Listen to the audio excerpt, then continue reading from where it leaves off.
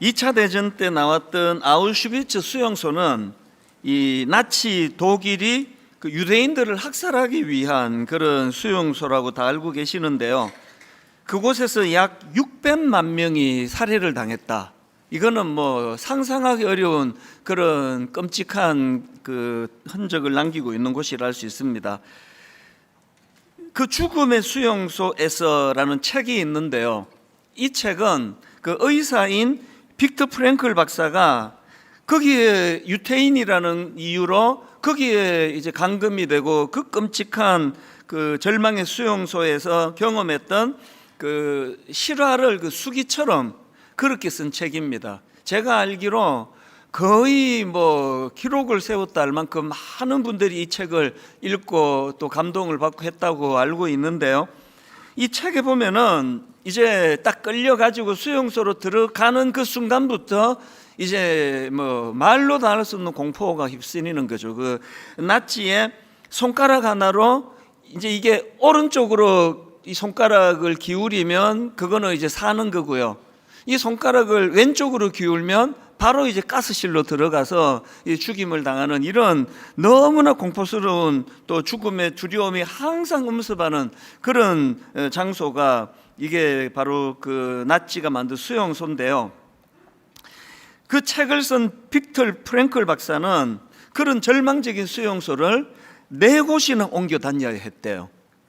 그 끔찍한 상황 속에서도 어떤 경우에도 희망을 잃지 않고 그 고난을 다 이겨내고 그렇게 살아남은 아주 입지전적인 인물인데요.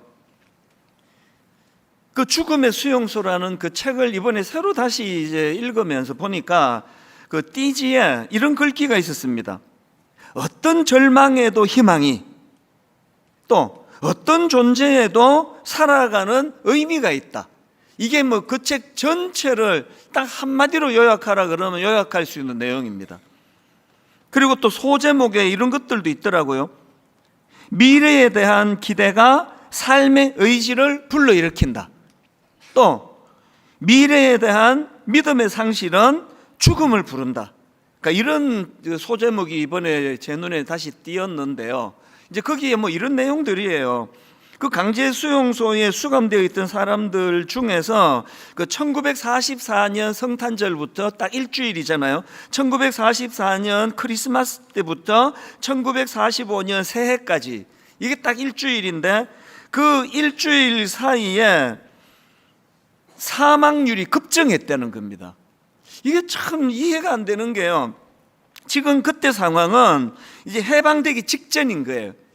모든 사람들이 이제 우리 해방된다 이 사실을 알았는데 왜 그 한 주 크리스마스와 우리로 치면 송구영신예배가 드리는 딱 그 일주일 사이에 사망률이 급증했느냐? 내용이 이렇더라고요. 이제 이 수감자들이 다 안 거죠. 이제 우리 이제 풀려난다, 해방이다. 그래서 이제 우리는 이제 성탄절에는 집에 갈 수 있다. 집에 가서 크리스마스를 보낼 수 있다. 이 기대감이 꽉 찼는데 성탄절이 지나도 희망의 메시지가 안 전해지는 거예요. 연락이 없는 겁니다. 여전히 갇혀 있는 겁니다. 그래서 이제 그들이 막 엄청 기대했던 그 기대가 무너지고 희망이 사라지니까 그게 이런 끔찍한 비극을 만들어내더라는 거거든요. 그래서 나온 그 소제목이 미래에 대한 믿음의 상실이 죽음을 부른다. 그런 소제목으로 이런 내용을 기록하고 있는 거거든요. 그래서 이 빅터 프랭클 박사가 이제 자기가 수용소에서 직접 경험했던 그런 절망적인 상황 속에서도 끝까지 살아남을 수 있었던 비결을 가지고 그걸 로고 테라피라고 하는 그 치료 기법을 창시한 겁니다. 이게 우리말로 하면은 의미 치료라고요. 이 의미 치료라는 것은 어떤 사람이 이제 절망에 빠지는 거죠. 그 절망적인 상황에 휩싸일 때 스스로의 삶의 가치를 깨닫게 해주고 스스로의 삶의 의미, 스스로의 삶의 목표를 찾아가도록 돕는 심리치료 기법, 이게 로고테라피, 우리말로 이게 의미치료라는 거거든요. 제가 이런 내용의 그 책을 쭉 다시 읽으면서 제 마음이 뜨거워졌던 이유는요 2가지인데요. 제가 이런 심리를 제가 전공한 사람입니까?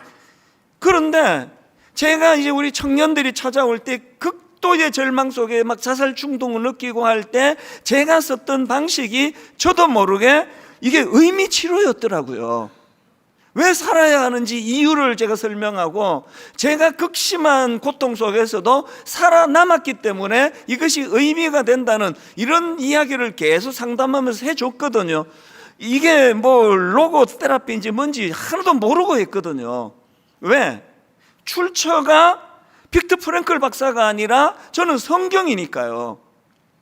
제가 이번에 이 책을 읽으면서 마음이 뜨거워졌던 더 근원적인 그 감동은, 우리 하나님이 저를 치료해 주셨던 데 사용했던 게 이 빅터 프랭클 박사가 창시했다고 하는 의미 치료였고요. 성경에 수많은 이런 의미 치료가 나오고 있는 걸 제가 알게 된 거죠.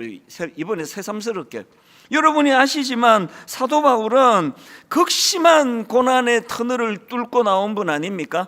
그가 어떻게 그런 고난을 끝까지 견딜 수 있었는가? 본인이 그 비결을 로마서 8장 18절에서 이렇게 풀어 설명을 합니다. 생각하건대 현재의 고난은 장차 우리에게 나타날 영광과 비교할 수 없도다. 이게 지금 빅터 프랭클 박사가 말하는 미래에 대한 기대가 삶의 의지를 불러일으킨다, 이거 아닙니까? 이미 2000년 전에 지금 빅터 프랭클 박사가 뭐 2차 대전 때 뭐 그 수용소에 들어가고 뭐 깨닫고 하기 훨씬 이전에 벌써 이 기법이 사도 바울이 겪고 성경이 기록해 놓은 기법이더라고요. 로마서 5장 3절 4절도 마찬가지입니다. 다만 이뿐 아니라 우리가 환난 중에도 즐거워하나니, 이는 환난은 인내를, 인내는 연단을, 그 다음 보세요. 연단은 소망을 이루는 줄 알미로다. 그 박사님이 끔찍한 죽음의 수용소 4군데를 전전긍긍하면서도 이걸 이룬 거 아닙니까? 소망을 이루는 차원에서의 환난과 연단, 이게 성경에 나와 있더라는 거죠. 제가 어느 글에 보니까요, 이 빅터 프랭클 박사가 죽음의 수용소에서 풀려나와 자유의 몸이 됐을 때 했던 고백이 있대요. 이런 고백을 했답니다. 이 세상에서 이제 하나님 이외에 아무것도 두려워할 필요가 없다는 경이로운 느낌을 가졌다. 이게 연단이 소망을 이루어내는 그 원리가 이분에게 장착이 된 거거든요. 그 끔찍한, 그리고 그 감옥에서 아내가 죽고, 그리고 또 형제가 죽고 부모가 죽고, 그 끔찍한 터널을 지나오고 나서 그 내용이 진짜인지 아닌지는 몰라도 제가 어느 글에 보니까 이 빅터 프랭클 박사가 이제 그런 가족의 죽음을 알고 나서 완전히 무너졌는데, 그가 살아나게 된 근원적인 출발이, 나는 의사인데, 나는 수많은 절망하는 사람을 살려내야 되는데 나는 이렇게 무너질 수 없다, 그것이 그를 살려냈다는 글을 제가 보았는데, 뭐 책에서는 제가 이거를 못 읽었습니다. 이게 다 같은 내용 아니겠습니까? 제가 오늘 이사야서 11장을 본문으로 택한 것도요, 여기에도 지금 하나님께서 이 로고 테라피라고 하는, 그리고 또 의미 치료법이라고 하는 이 치료 방식을 사용하고 계시는 걸 제가 봤기 때문이에요. 오늘 본문 이사야 11장의 그 시대적 배경을 보면 뭐 희망이라는 것은 약에 쓰려고 해도 없던 시대예요. 완전한 절망의 그런 상황이었습니다.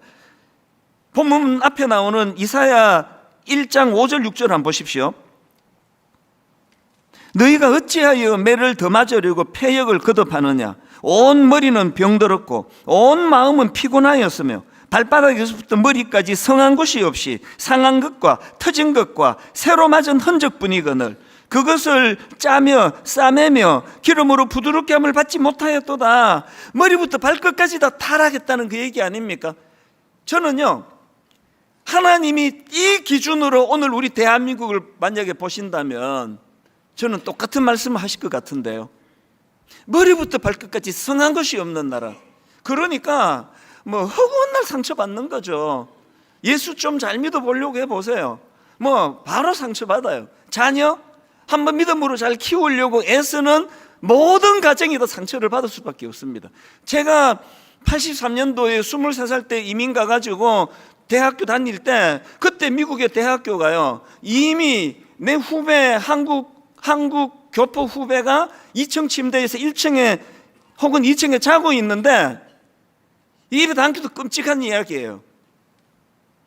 이 친구의 룸메이트가 여자친구를 데리고 와서 자기 룸메이트가 2층에서 1층에서 자고 있는데 거기서 성관계를 가지는 그게 83년도 미국이었거든요.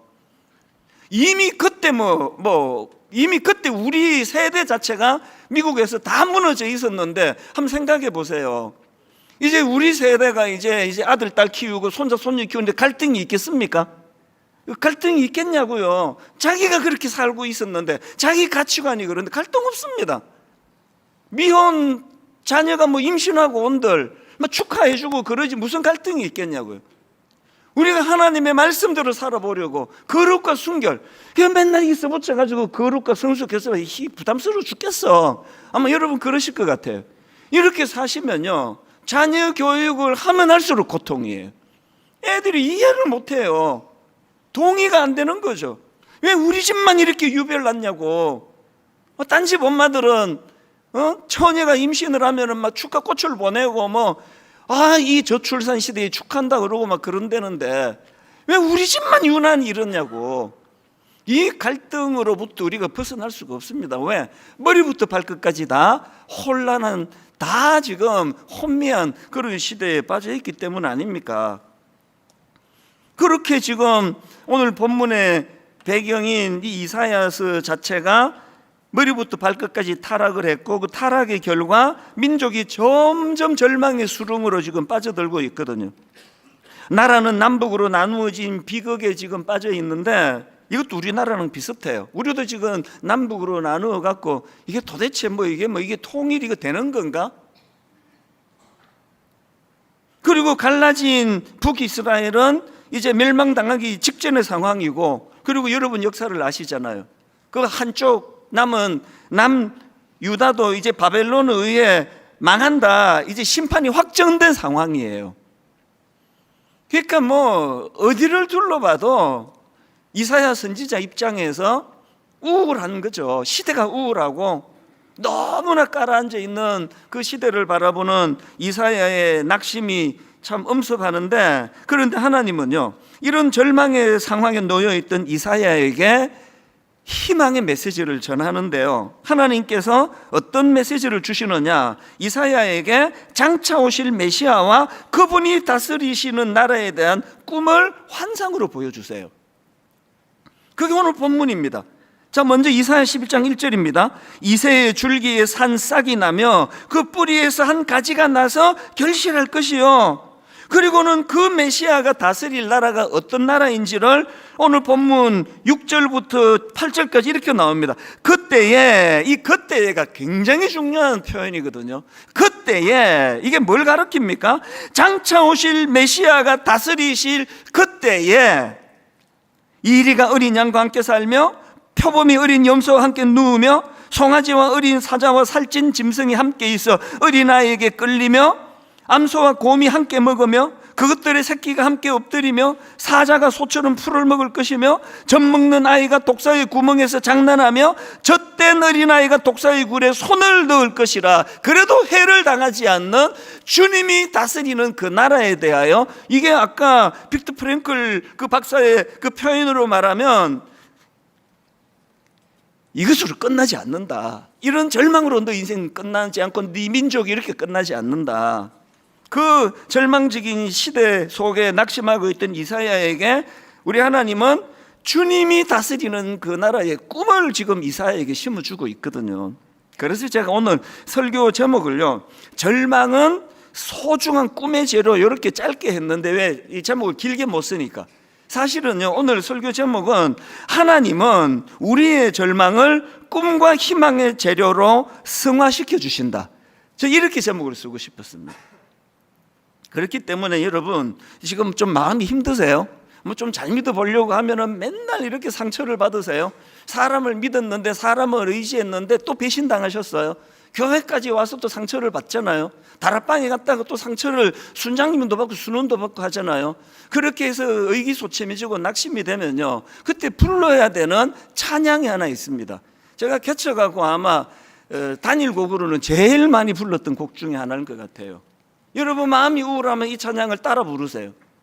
사막에 샘이 넘쳐 흐르리라, 사막에 꽃이 피어 향내 내리라, 주님이 다스리는 그 나라가 되면은 사막이 꽃동산 되리. 왜 이렇게 아무도 안 따라 부르는데요? 나 혼자 우울한가? 다행이에요.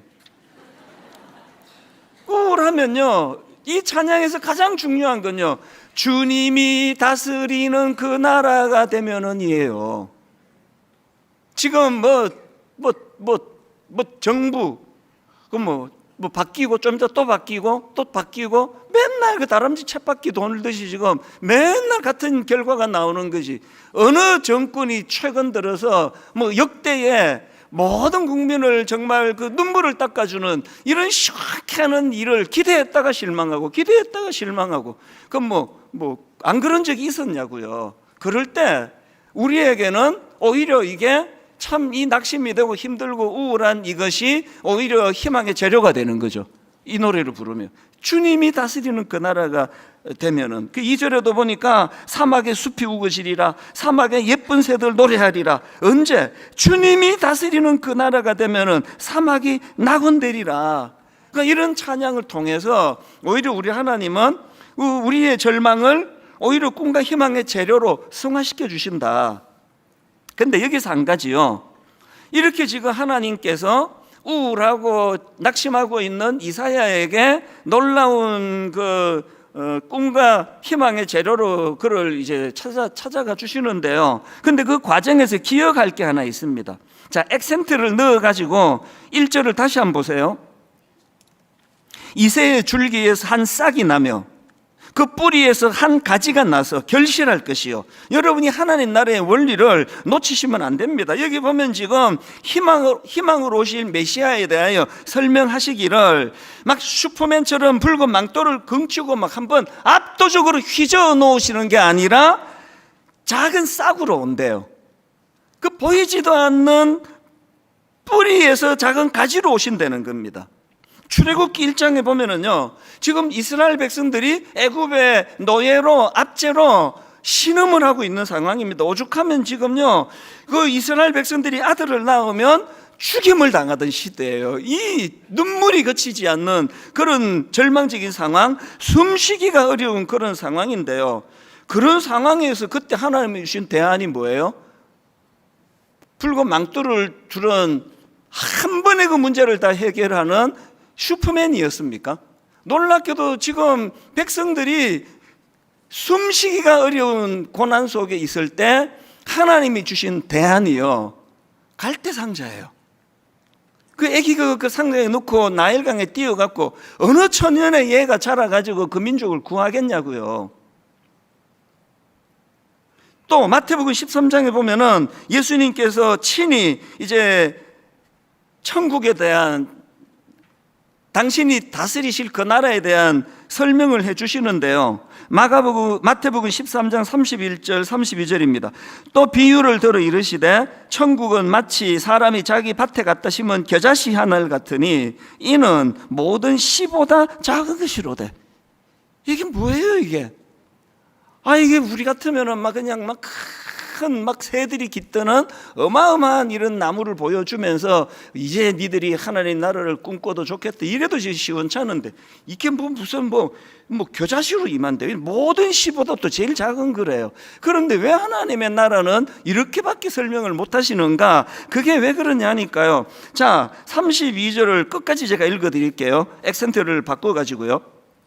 이는 모든 씨보다 작은 것이로되 자란 후에는 풀보다 커서 나무가 되매. 그 다음 보세요. 공중의 새들이 와서 그 가지에 깃들이느니라. 여러분 잘 들어보세요. 신앙생활이라는 것은요, 어떤 슈퍼맨이 되는 것이 아니에요. 신앙생활은요, 영적인 상상력을 회복하는 거예요. 하나님이 보여주시는 겨자씨를 보면서 뭘 상상합니까? 이제 장차 수많은 지친 새들이 깃드는 거대한 나무를 보는 그 영적인 안목과 상상력을 겨자씨를 보면서 찾아 나가는 게 이게 신앙이에요. 그래서 여러분 이제 뻥 잘 치고 이런 교회는 약간 이게 좀 사입이에요. 대부분이 그래요. 막 그 목사도 슈퍼맨이고 뭐 막 성도들도 이 교회도 막 어마어마하다. 거의 다 가짜일 확률이 많아요. 하나님 나라는 그렇게 임하지 않아요. 목사부터가 아니 뭐 주인 되시는 주님이 겨자씨로 임하는데 뭐 저 같은 게 뭔지 그것도 과분한 거 아닙니까? 그러나 우리 되면 여러분 보세요. 22년 전에 나무를 심었더니 거대한 나무가 됐습니다. 분당 우리 교회에 수많은 지친 새들이 모여들고 있습니다. 이렇게 설교하는 건 복음이 아니에요. 여전히 겨자씨예요.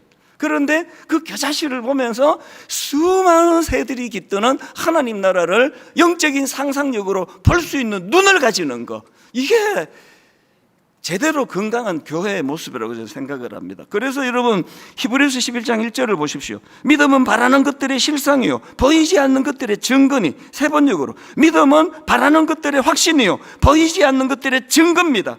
제가 시카고에서 죽을 마음의 갈등을 느끼고 우울하고 눈 뜨고 싶지 않고 자살 충동을 느끼고 그러던 때에 하나님이 저를 성령이 강력한 은혜로 저를 만나 주셔서 가슴이 터질 것 같고, 그동안에는 우울하고 좌절해서 눈물을 흘렸는데 너무너무 가슴 벅참으로 눈물 콧물을 다 흘리며 목사들이면 무슨 소용이야, 이런 은혜를 받아야지, 나 이제 오늘 은혜를 받았다고 막 가슴 터질 것까지 기뻤는데, 그렇게 하고 자고 일어났더니 달라진 게 하나도 없어요.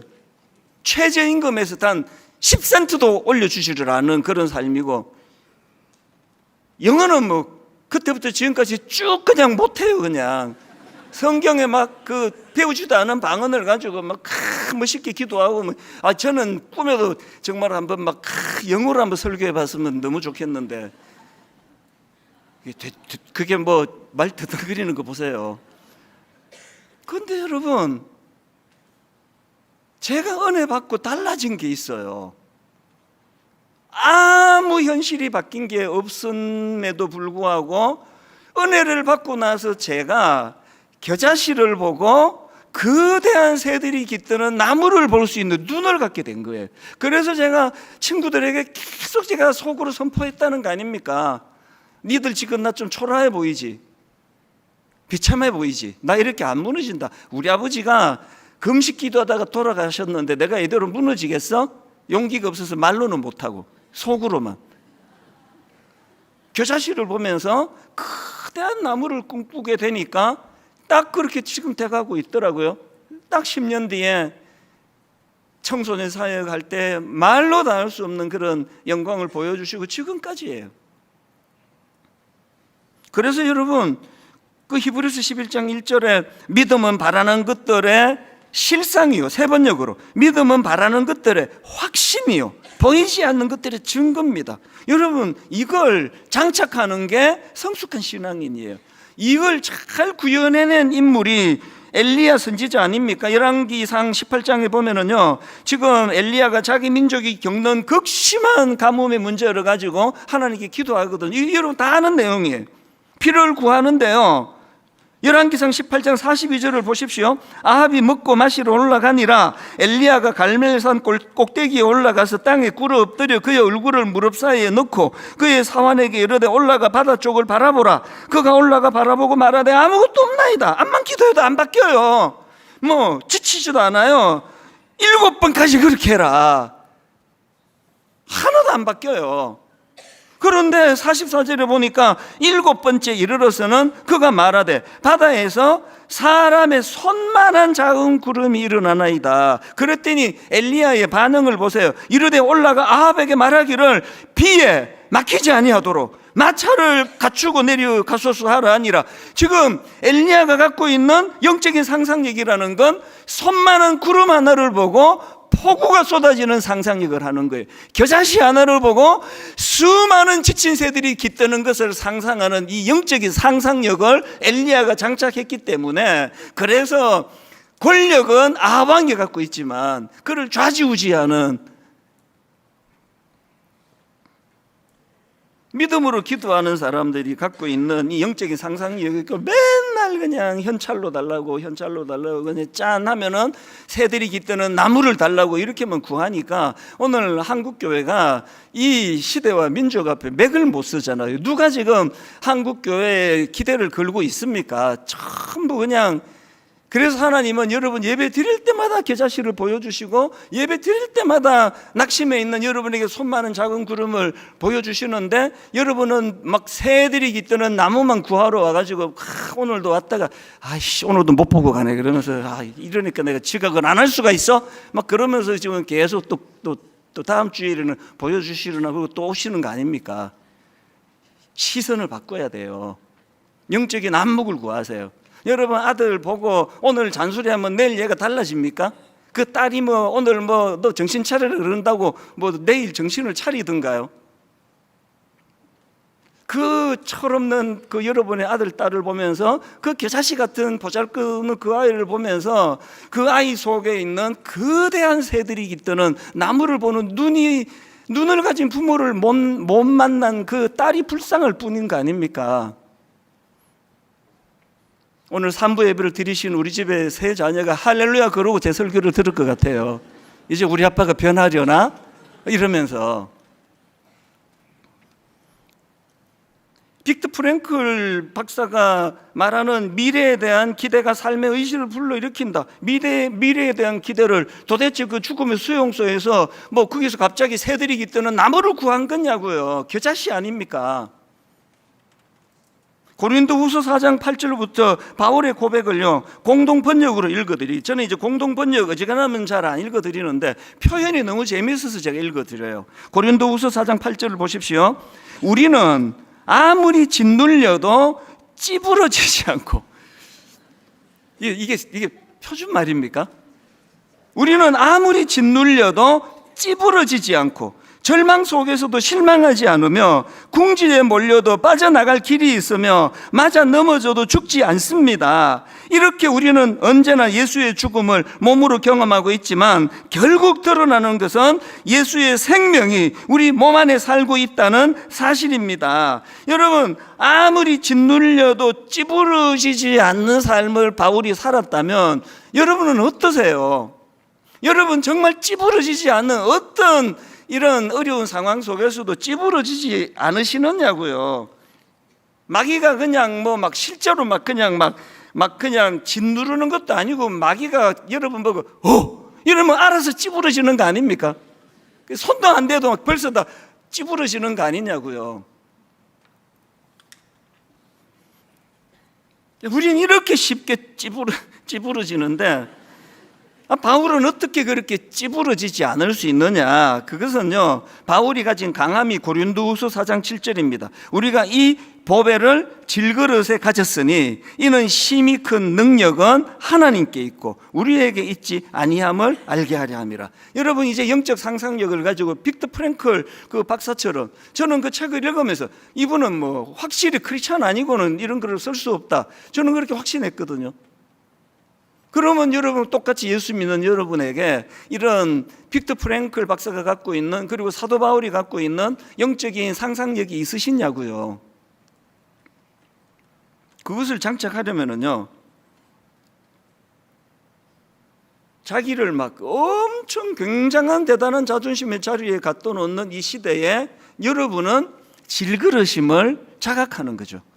나는 질그릇이야. 그리고 내가 내댈 수 있는 유일한 근거는 내 안에 보배가 계시기에, 보배 대신 예수 그리스도. 그래서 이는 심히 큰 능력은 내게 있지 않고 그 보배 대신 예수 그리스도 그분에게 있다. 여기서부터 이제 영적인 안목이 시작되는 거 아닙니까? 그런가 하면은 또 한 가지요. 자, 이사야 11장 6절 7절을 다시 한번 보시는데요 액센트를 넣어드렸는데 그 액센트를 넣어갖고 한번 보십시오. 같이 한번 읽어보실게요. 6절 7절 시작.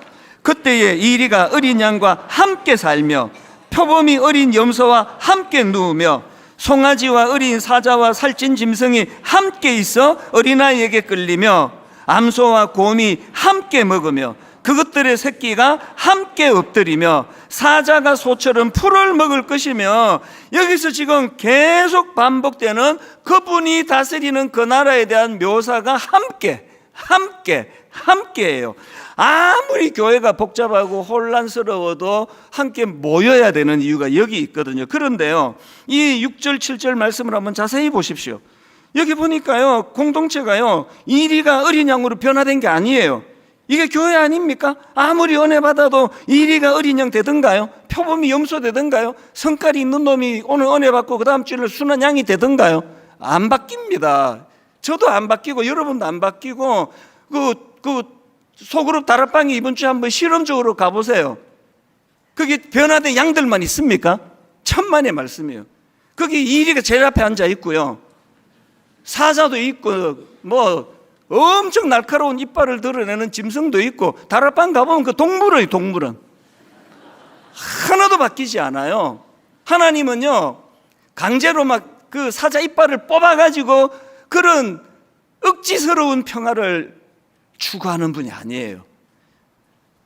여전히 성깔이 있고 여전히 말 함부로 하고 여전히 미숙하고, 그러나 이렇게 서로 대적하던 세력들이 함께 공존하는 공동체를 이루어가는 거예요. 그래서 여러분, 그 다락방에 가실 때도 그렇고 교회 오실 때도 그렇고 항상 이 교회 문을 출입할 때마다 두 가지를 꼭 이제 머리에 담으셔야 돼요. 하나는요, 첫 번째가 뭐냐, 이사야 11장 9절입니다. 내 거룩한 산 모든 곳에서 해됨도 없고 상함도 없을 것이니 이는 물이 바다를 덮은 같이 여호와를 아는 지식이 세상에 충만할 것이라. 교회는 사자가 순한 양이 돼서 그게 교회가 아니에요.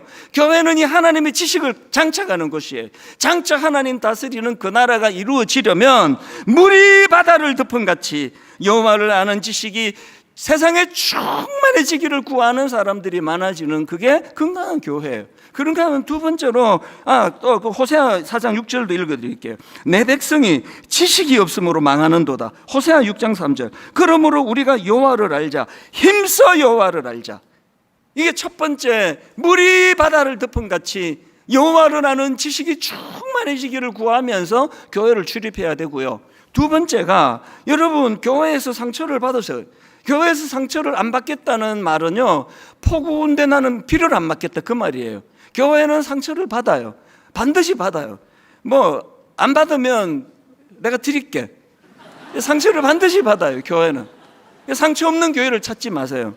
그런데 여러분, 중요한 건 두 번째예요. 교회에서 상처를 받으면 그걸 갖고 나 교회 안 가, 이렇게 흐르는 게 아니라 주님이 다스리는 그 나라를 사모하는 도구로 쓰게 되는 거예요. 제가 사실 지난 일주일 동안 좀 심한 슬럼프에 빠졌어요. 그래서 이게 잘 회복이 잘 안 되고 자꾸 이렇게 눈물도 나고 뭐 글쎄요, 뭐 이제 뭐 제가 이런 고백을 할 때는 또 이제 다 또 뭐 회복이 될 때만 이제 고백을 하니까 걱정 안 하셔도 되는데요. 이제 여러 번 그런 걸 겪었죠. 이게 이제 우울증인가? 이게 이제 우울증이 오나? 이런 상황이 이제 뭐 가끔씩 있는데 지난주가 그랬습니다. 그리고 놀랍게도 단 한 번도 우울증이 걸린 적이 없어요. 우리 교회에 정신과 그 의사분이 세 종류의 약을 몇 번이나 주셨어요.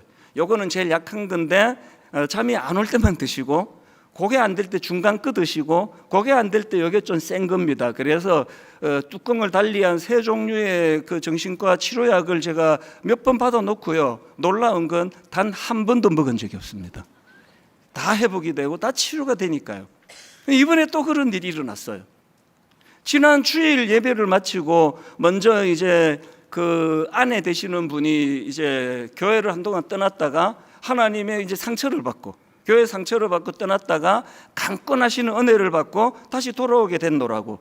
그래서 제가 이제 그때 이분의 남편이 교회에서 상처를 많이 받고 이제 교회를 떠났다는 걸 알았죠. 그래서 뭐 여기저기도 기웃거리다가 이제 지금 교회를 안 나가는 것 같다. 그분을 이제 지난 주중에 만난 그 남편을 만났더니 조금 이제 좀 하여튼 좀 특이한 케이스예요. 많은 목사님들에게 상처를 받은 거예요. 또 받고 또 받고 또 받고, 이제 결정적으로 이분을 강타한 게 이제 1만 성도 파송 운동 29교회로 가는 과정에서 제가 들어봐도 그 목사님은 그렇게 하시면 안 되는 일을 한 거예요. 그래서 무너져 버렸어요. 그래서 이제 교회를 떠났죠. 그리고는 뭐 꽤 시간이 지났는데 이제 저한테 연락이 와서 만났더니 1시간 동안 그 이야기를 하는 거예요. 계속 그 이야기를 들려주는데 제가 마음이 굉장히 힘들어졌어요. 제가 그분에게 이렇게 말했습니다. 집사님, 교회에서 일어나는 모든 잘못된 책임은 그건 다 담임 목사가 지는 겁니다. 제가 무릎을 꿇고 싶습니다. 용서해 달라고, 저를 용서해 달라고. 그리고 해드린 이야기가 이거예요. 그런데 집사님, 그 상처 준 그 목사님들을 어쨌든 용서를 하셔야 돼요. 그 용서를 해야 이제 집사님 지금 이 삶이 너무 황폐해지고 교회도 지금 못 정하고 교회도 지금 잘 못 다니고 있다 그러시는데 어쨌든 용서하시고 다시 회복을 하셔야 된다고 그런 권면을 해드리고 나니까 그때부터 이제 마음이 제가 무너진 거예요. 자꾸 막 그렇게 눈물이 나고 왜 교회는 끊임없이 이런 일이 발생하는가. 그랬더니 이분이 또 장문의 메일을 또 보내왔어요. 지금 답도 못 써요. 저는 그런 시간을 보냈어요. 그래서 제가 이분한테 어쨌든 회복하셔야 됩니다. 어쨌든 방황하는 거를 회복하셔야 다시 이제 우리 집사님의 인생의 후반전이 이제 방황하지 않게 됩니다. 그러면서 제가 참 눈물로 호소를 했는데요.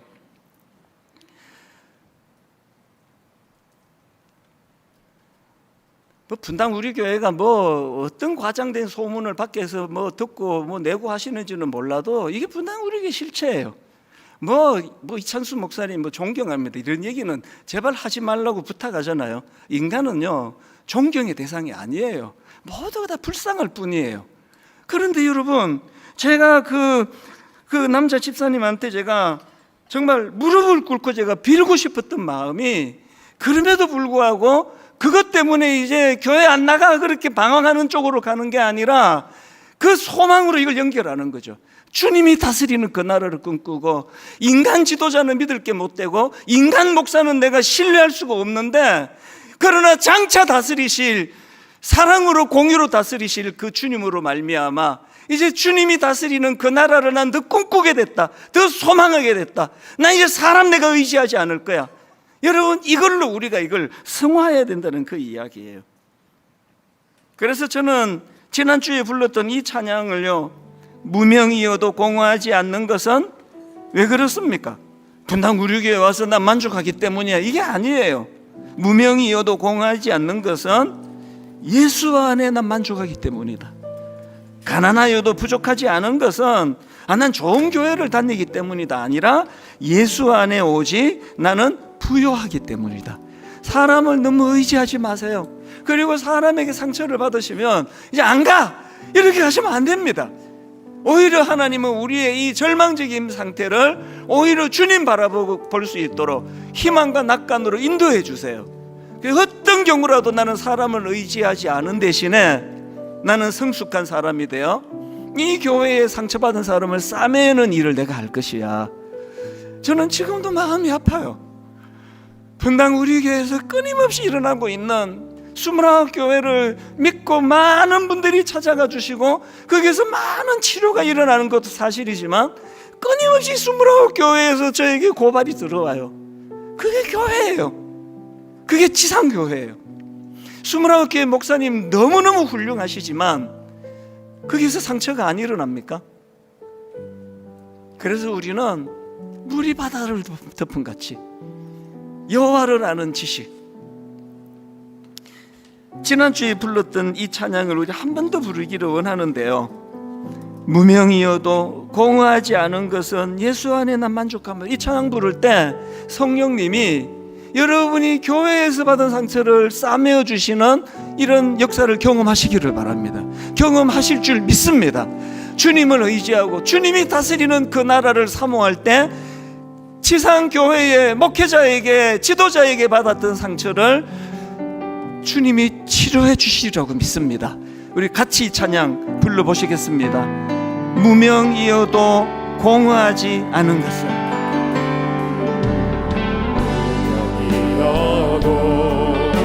공허하지 않은 것은 예수 안에 난 만족합니다.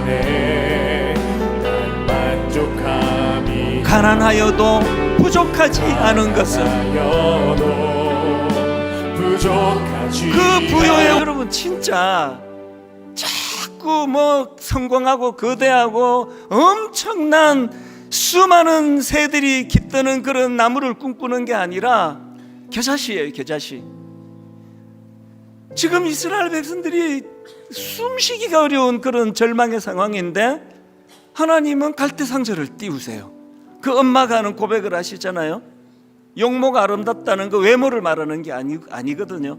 이 아이를 통해 장차 일하실 하나님, 아버지, 이 상자에 나일강에 띄워진 이 초라한 이 아이를 통해 하나님 어떻게 일하실지를 보는 영적인 안목과 상상력, 오늘 우리에게 결핍이 그예요.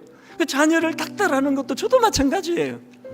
이 아버지라는 게 목사인데 영적인 상상력이 없어요. 그 맨날 다그치죠.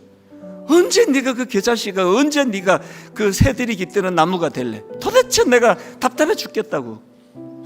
우리가 이 어른들이 이것을 회개하고요, 하나님 앞에 영적인 은혜를 구할 때 그 갈대 상자를 보면서도 민족을 구원하는 큰 지도자 모세를 볼 수 있는 거고요. 손만한 작은 구름 하나, 뭐 죽었고 뭐 어떡하자는 거야, 그러는 사람도 있는데, 엘리야는 그 당시 절대 권력자에게 당신 마차 타고 안 오면 그 비가 와가지고 공경을 당할 것이라고. 이게 하나님이 보여주시는 영적인 상상력 아닙니까? 오늘 다시 한번 이 찬양 부를 동안에 우리가 뭐 지난주에 막 엄청난 죄를 지어서 회개가 아니라 여전히 예수 믿은 지 몇 년인데 아직도 이렇게 하고 있는 이게 회개거리 아닙니까? 우리 한번 은혜를 구하며 오직 우리 주님에게 집중하며 이렇게 찬양합니다. 무명이어도 공허하지 않는 것은, 정말 이렇게 한번 고백해 보세요. 예수 안에 난 만족함이라. 예수 안에 난 만족함이. 가난하여도 부족하지 않은 것은, 예수 안에 오직 나는 부요함이라. 고난 중에도 견뎌낼 수 있는 것, 영적인 안목을 가지고 영적인 상상력을 가지고 주의 계획 믿기 때문이라. 실패하여도 일어설 수 있는 것은, 한번 이렇게 믿음으로 선포하십니다. 예수 안에 오직 나는 승리함이라. 이 확신으로 선포합니다. 난 예수로 나는 예수 그리스도로 충만하네. 난 예수 그리스도로 충만하네. 난 예수 그리스도로 충만하네. 영안을 열고 영원한 왕 내 안에 살아계시네. 내 몸이 약해도 낙심하지 않는 것은 어떻게 가능합니까? 예수 안에 난 완전함이라. 여러분, 화려한 세상 부럽지 않은 것은 난 예수로 충만함이라. 한번 우리 안에 뜨거움을 가지고 난 예수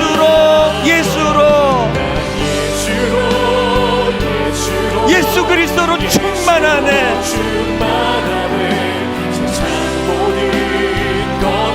세상 모든 것들도 부럽지 않네. 난 예수 그리스도로 충만하네. 영원한 왕 내 안에 살아계시네. 넘쳐나네. 저는 상처를 받았습니다. 믿었던 사람에게 배신을 당했습니다. 하나님, 저는 마음에 지금 휘청휘청거리는 그런 상황에 빠져 있는데 우리 하나님은 우리의 절망을 꿈과 희망의 재료로 승화시켜 주신다고 했을 때, 하나님, 내가 이렇게 해서 나는 이제 교회 안 갈 거야, 교회도 믿을 수가 없어, 그게 아니라 주님이 다스리는 그 나라를 더 사모하는 거죠. 주님이 다스리는 그 나라를 사모할 뿐만 아니라 그거 핑계대지 않고, 그래도 하나님 지상교회 분당 우리 교회가 성도에게 상처 주는 교회가 되지 않도록 하나님 어떻게 해서든지 간에 이 종을 불쌍히 여겨주시기 원합니다. 우리 순장님들을 긍휼히 여겨주시고 순원들을 긍휼히 여겨주시고, 하나님 원래 교회는 다 그런 곳이야, 이렇게 치부하지 않고 어떻게 해서든 하나님 주님 다스리는 그 나라를 꿈꾸는 교회답게 하나님 우리 가정도 그렇게 인도해 주셔서 아이들에게 자꾸 다그치고 상처 주는 그런 부모가 아니라 그 겨자씨 같은 그 아이를 바라보면서 새들이 깃드는 너무나 아름다운 나무를 꿈꾸는 이런 부모가 되기를 원합니다. 각자에게 주신 은혜를 따라 우리 한번 합심해서 우리 꿈을 꾸며 넘쳐납니다. 주님 넘쳐납니다. 한번 주님이 다스리는 그 나라를 사모하는 마음이 내 안에 넘쳐나기 원합니다. 우리 통성으로 합심하여 한 목소리로 같이 기도하시겠습니다. 살아계신 하나님 아버지, 오늘 하나님 아버지 앞에 나와 주님 앞에 은혜를 구하며 기도합니다. 하나님 아버지, 우리 모두는 다 연약한 자들입니다. 종이 너무나 연약하고 부족합니다. 하나님, 지상교회는 상처를 주고 상처를 받고 지상교회는 이런저런 아픔의 눈물을 흘리는 곳입니다. 그래서 하나님이 이제 나는 교회 안 가기로 결정하는 것이 아니라 이제 나는 너 주님이 다스리는 그 나라를 사모하고 살아가고 결단하고 결심하는 은혜가 있기를 원합니다. 하나님, 우리가 경험하는 이 아픔이, 우리가 흘리는 눈물이, 우리가 겪고 있는 이 절망스러운 현실이 오히려 하나님 앞에 이것이 꿈의 재료가 되고 희망의 재료가 된다는 사실을 기억하고 하나님 앞에 은혜를 구하오니 그것을 그렇게 인도하여 주시기를 원합니다. 넘쳐나네. 이제 하나님 영적인 안목을 가지고 영적인 상상력을 가지고 하나님 우리의 심령 가운데 이제는 하나님 천만한 작은 구름 하나를 보면서도 하나님의 복구가 되는 것을 바라보는 영적인 안목이 열리도록 도와주시고, 하나님 갈대 선대에 띄어진 어린 아기 모세를 보면서 이 민족을 그 절망적인 상황에서 건져낸 지도자를 바라볼 수 있는 영광을 해안을 열어주시기를 원합니다. 하나님 아버지, 오늘도 우리 중고등이들 현실 속에 이런저런 상황과 아픔을 경험할 때마다 주님 역사심을 볼 수 있는 상황도 여쭈시는 주님이 다스리는 그 나라를 허락하여 주시옵소서. 하나님 아버지, 이 시대가 너무 혼미합니다. 도대체 자녀 교육하기가 너무 힘듭니다. 하나님, 교회는 너무 무기력합니다. 힘을 얻어 달려가야 되는데 교회는 계속 끊임없이 세상에 약한 영향을 받습니다. 그래서 아버지, 젊은이들이 또 교회를 떠나갑니다. 이제 오늘 원리를 다시 한번 저희들이 주님 가르쳐 주셨사오니 이제는 하나님, 지상교회가 상처를 주는 곳이라는 것을 인식하고 그것이 나를 침륜에 빠뜨리는 것이 아니라, 교회는 또 사람은 존경의 대상이 아니라 그래서 다 불쌍하고 다 긍휼한데, 그런데 하나님, 우리가 주님이 다스리는 그 나라를 소망하게 해주셨사오니 이제는 하나님, 겨자씨처럼 작은 그 작은 겨자씨를 보고도 거대한 지친 새들이 몰려드는 거대한 나무를 볼 줄 아는 아버지, 영적인 안목을 허락하여 주시옵소서. 자녀들을 제대로 잘 양육하지 못하는 저희를 불쌍히 여겨주시고, 하나님, 우리 아이들에게 겨자씨처럼 미미하고 미숙하다 할지라도 그 모습에서 하나님, 새들이 깃드는 큰 나무를 바라볼 줄 아는 그런 믿음의 부모들 되게 하여 주시옵소서.